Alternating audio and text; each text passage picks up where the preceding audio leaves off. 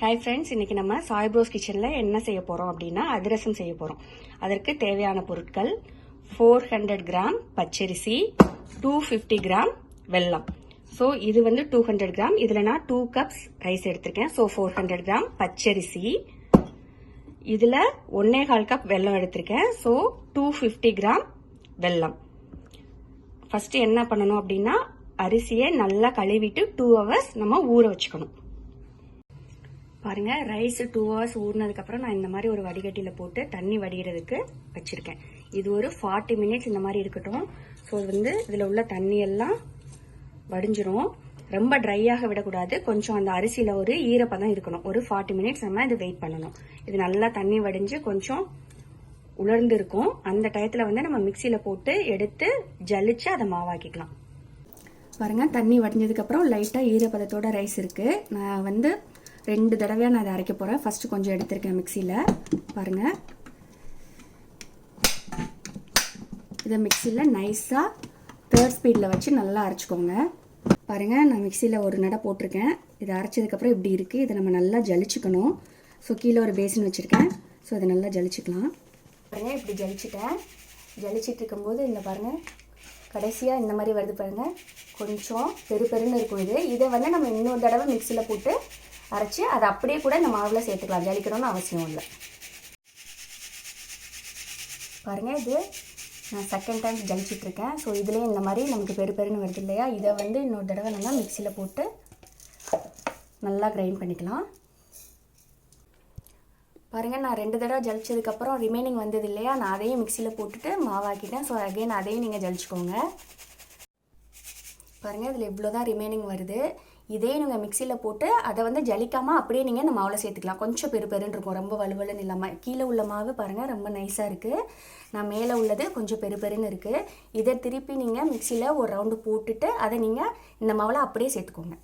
பாருங்கள், அந்த ரிமைனிங் கடைசியாக வந்தது இல்லையா? நான் அதை மிக்சியில் போட்டுட்டேன். இதை அப்படியே நீங்கள் ஆட் பண்ணிடுங்க இந்த மாவோட. பாருங்கள், மாவு ரெடி ஆகிடுச்சு. நம்ம அடுத்து என்ன பண்ணணும்னா வெள்ளைப்பாகு காய்ச்சணும். 1 2 3 இப்போ நீங்கள் பேசலாம். பாருங்கள், நான் வெல்லம் எவ்வளோ எடுத்திருக்கேன்னா 1/4 கிலோ 250 கிராம் எடுத்திருக்கேன். அதுக்கு 1/4 டம்ளர் தண்ணி தான் ஊற்றுறேன். இது வெள்ளைப்பாகுக்கு. இப்போ நீங்கள் அடுப்பை ஆன் பண்ணுங்கள். மீடியமில் வச்சுக்கோங்க. பாருங்கள், இந்த மாதிரி நான் பெரிய பாத்திரத்தில் எடுத்திருக்கேன். அது கொஞ்சம் ஈஸியாக இருக்கும் உங்களுக்கு கிளறதுக்கு. வெள்ளைப்பாகும் அதே மாதிரி சுகர் சிரப் மாதிரி தான். நல்லா கொதிக்கும். கொதித்து நல்லா அந்த கொதி அடங்கும் போது நம்ம செக் பண்ணி பார்த்துக்கலாம். எப்படின்னா அதே தான். தண்ணியில் போட்டு பார்த்துட்டு நம்மளால் பால் மாதிரி ரொட்டேட் பண்ண முடிஞ்சிச்சுன்னா அந்த கன்சிஸ்டன்சி கரெக்டான கன்சிஸ்டன்சி. பாருங்கள், வெல்லம் நல்லா கொதிக்குது. ஸோ இந்த டயத்தில் நீங்கள் கொஞ்சம் அடுப்பை சிம்மில் வச்சுக்கோங்க.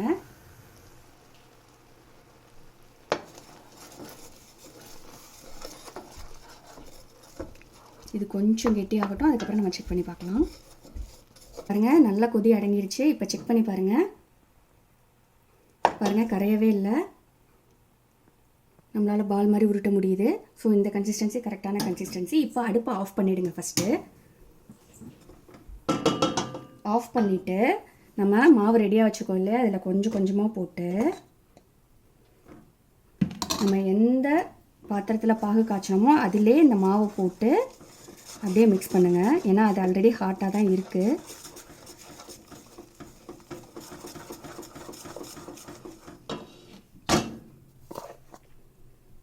கொஞ்சம் கொஞ்சமாக மாவு போடுங்க.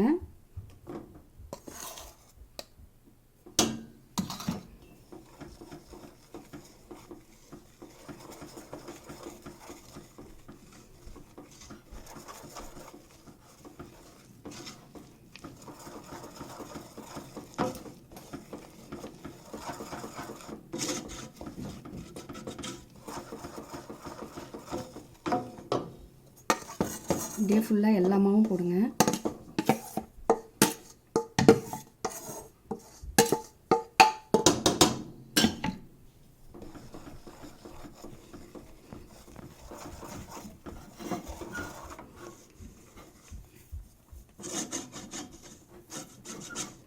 நல்லா ஓரத்தில் உள்ள மாவெல்லாம் அப்படி சேர்த்துக்கிட்டு நல்லா கிளறி விடுங்க.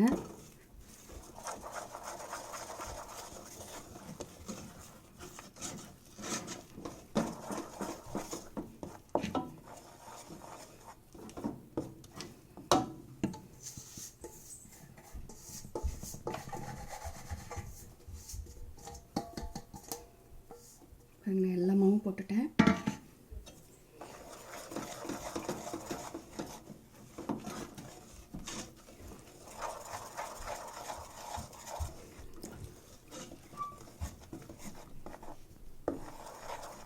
பாருங்க, மாவை நல்லா மிக்ஸ் பண்ணியாச்சு.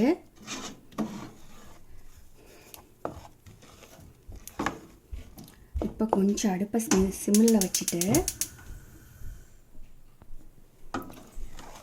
ஒரு 2-3 மினிட்ஸ் நல்லா கிளறி விடுங்க. சிம்மிலே இருக்கட்டும். கொஞ்சம் ஃப்ளேம் அதிகமாகிடுச்சு அப்படின்னா அது கருகிடும் கீழே, ஸோ ஸ்மெல் வந்துடும். ஸோ அதனால் என்ன பண்ணணும்னா சிம்மிலே வச்சு நல்லா மிக்ஸ் பண்ணுங்கள்.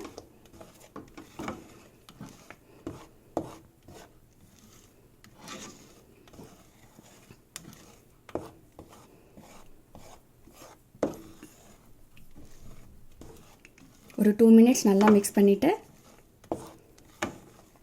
அடுப்பு ஆஃப் பண்ணிவிடுங்க. மாவு ரெடி ஆகிடுச்சு. ஸோ இந்த மாவு வந்து ஃபஸ்ட்டு டே பண்ணிட்டீங்க அப்படின்னா செகண்ட் டே ஈவினிங் நீங்கள் வந்து அதிரசம் பண்ணலாம். ஏன்னா ஒரு நாள் வந்து ஃபுல்லாக அது வந்து ரெஸ்ட்டில் இருந்தால் அதிரசம் ரொம்ப சாஃப்டாக வரும். ஸோ வந்து இது அப்படியே ஆறட்டும். ஆறுனதுக்கப்புறம் மாவு கெட்டியாயிரும். அதுக்கப்புறம் நம்ம ஒரு நாள் கழித்து நம்ம அதிரசம் போட்டு எடுக்கிறது எப்படின்னு நான் சொல்கிறேன். பாருங்கள், நான் சேர்த்து வச்ச மாவு 1 டேக்கு அப்புறம் நான் எடுத்திருக்கேன்.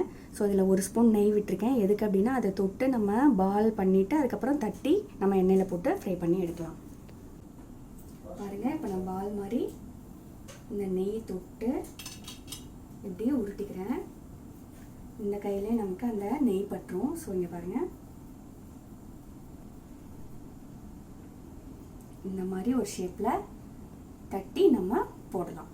நெக்ஸ்ட்டு நான் இந்த மாதிரி அதே குழியான வெசலில் நான் ஆயில் எடுத்திருக்கேன். ஆயில் ஹீட் ஆகிடுச்சான்னு பாருங்கள். லைட்டாக இது போட்டு பாருங்கள். பாருங்கள், அது மேலே வருது, பபிள் ஆகுது. So oil ready. இதுவும் மீடியமுக்கும் சிம்மிலுக்கும் நடுவில் வச்சுக்கோங்க ஃப்ளேமு. பாருங்கள், நான் நெய்யில் தொட்டிருக்கேன். ஸோ இது பால் மாதிரி இருக்குது.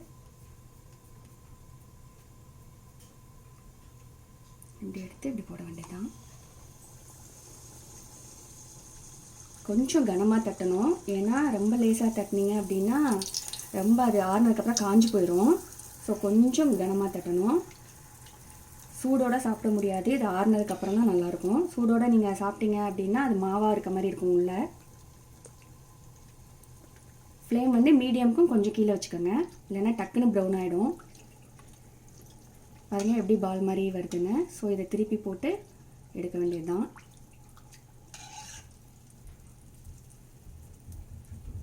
பாருங்கள்,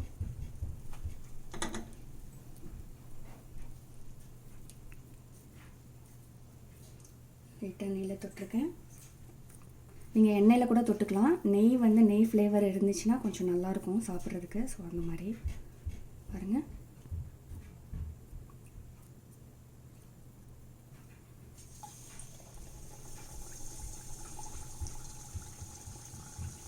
கொஞ்சம் வெயிட் பண்ணுங்கள், அது மேலே வரும். அதுக்கப்புறமா இப்படி போட்டிங்கன்னா நல்லா பூரி மாதிரி எலும்பும். அதுக்கப்புறம் இதை திருப்பி போட்டுக்கோங்க.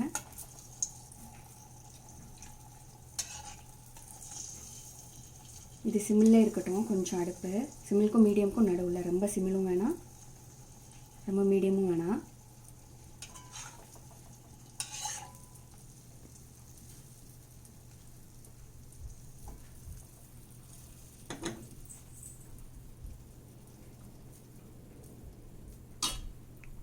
கொஞ்சம் வேகணும். பட் இது ஆறுனதுக்கப்புறம் தான் நீங்கள் சாப்பிடணும். இப்போ நீங்கள் தொடவே கூடாது. தொட்டிங்கனாலே அது உள்ள மாவு அப்படியே நீங்கள் கை வச்சிங்கனாவே உள்ளே போயிடும். ஸோ ஆறுனதுக்கப்புறம் நீங்கள் சாப்பிட்லாம். நல்லா ஒத்தையாக எடுத்து ஆற வைக்கணும்.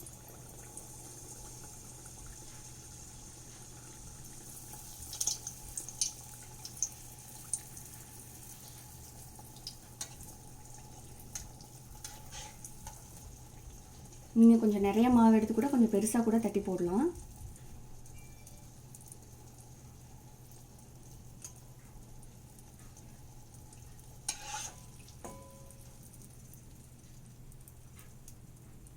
பாருங்கள் எவ்வளோ பியூட்டிஃபுல்லாக வந்திருக்கு அப்படின்னு. பிகினர்ஸ்க்கு உங்களுக்கு கையில் தட்ட கஷ்டமாக இருந்துச்சு அப்படின்னா ஒரு பிளாஸ்டிக் கவர் இல்லை ஜிப்லாக் பேக் எடுத்துக்கோங்க. அதில் இப்படி தட்டிட்டு இப்படி எடுத்து அப்படி போட்டுடலாம்.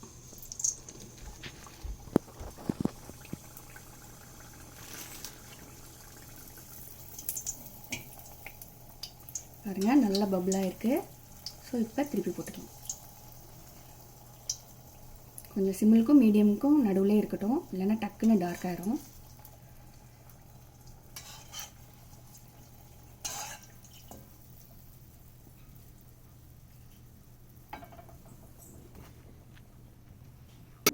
பாருங்கள் அதிரசம் ரெடி ஆகிடுச்சு. இது ரொம்ப சிம்பிள் தான், எல்லோரும் கஷ்டமாக ஃபீல் பண்ணுவாங்க. பட் இது வந்து ஈஸியாகவே செய்யலாம். தீபாவளி டைமில் இன்னும் எல்லார் வீட்லேயும் அதிரசம் இருக்கும்னு நினைக்கிறேன். ஸோ வந்து இது இப்போ சூடாக இருக்குது. இது நல்லா ஆறணும். ஆறினதுக்கப்புறம் சாப்பிட்டீங்கன்னா நல்லா டேஸ்ட்டாக இருக்கும். இப்போ சாப்பிட்டா உள்ள மாவாக இருக்க மாதிரி லைட்டாக இருக்கும். ஓகே, ஸோ அதிரசம் ரெசிபி உங்களுக்கு பிடிச்சிருந்தது அப்படின்னா சாய் ப்ரோஸ் கிச்சனை ஷேர் பண்ணுங்கள், சப்ஸ்கிரைப் பண்ணுங்கள், பெல் பட்டனை மறக்காமல் ப்ரெஸ் பண்ணுங்கள். தேங்க்யூ.